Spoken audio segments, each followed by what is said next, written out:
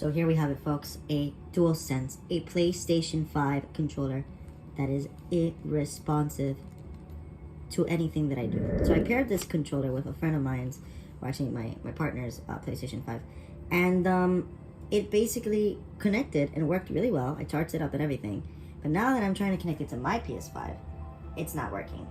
So here's how you reset a PlayStation 5 controller or a DualSense so that it works with your PS5.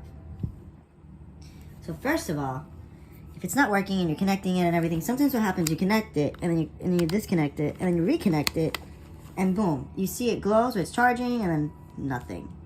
So what you got to do is disconnect it, go to the back of the device. You see this lovely little button, or a little, not even a button, a little opening there, this little hole. It's like a SIM opener, right? You're gonna get a little device that fits in there, like a SIM ejector. You're gonna stick that little pin right into that hole till you feel a click. Let's see. I don't feel it yet. Oh my gosh. Oh man. Boom. I feel a click. You hold it for about 7+ seconds. Okay. You let go. And boom. You have successfully reset the DualSense controller. So it should be working.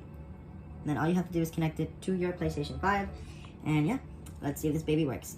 Thank you for watching and have a great and wonderful day, everyone.